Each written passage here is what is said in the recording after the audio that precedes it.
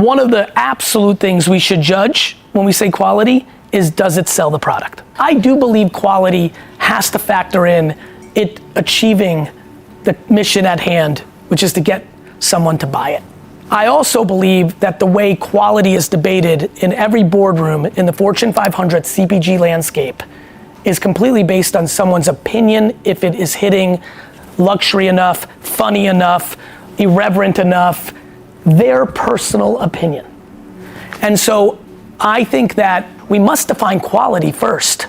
I think everyone here intuitively understands if they had to bet their children's health on it, what the TikTok would look like to make it SK2 sell probably looks very different than what would be approved by everyone in here. And that becomes the debate that I would like to have, because why are we emotional about what is relevant?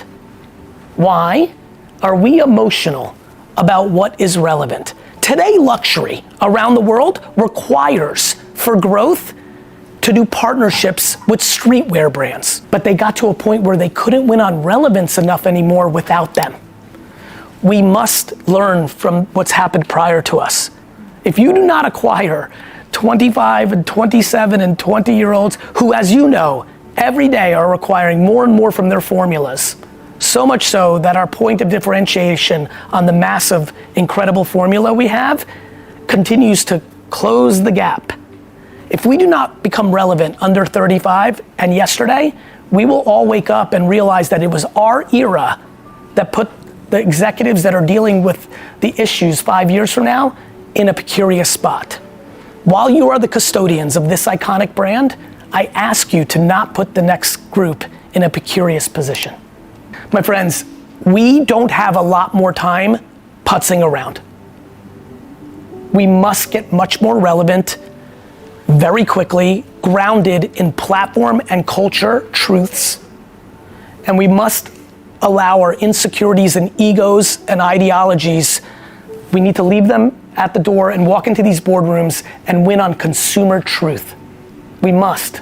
We have to challenge, and we must talk to our bosses with respect, but with candor of what's actually happening with the consumer. And you all know it. That to me, that's the part, that's what motivates me to do stuff like this. If I can get one person in here to just say, you know what, I am gonna say something in the next meeting. I don't believe that the circulation of this magazine is actually how many impressions we're getting. Yes, enough. I believe in marketing and branding over everything. But measuring brand is like measuring love. Measuring brand is like measuring God. I understand that you have reports to justify it, but it doesn't mean it's true. So we need to bring common sense back to the table when we have media and creative together, which is a whole nother conversation that has to happen in this industry. We must bring back media and creative together under one roof for one agency so we can hold them accountable. Because this whole game of this is doing nothing for us. The model that I believe in is desperate to be held accountable to business. The industry has done everything to not be held accountable.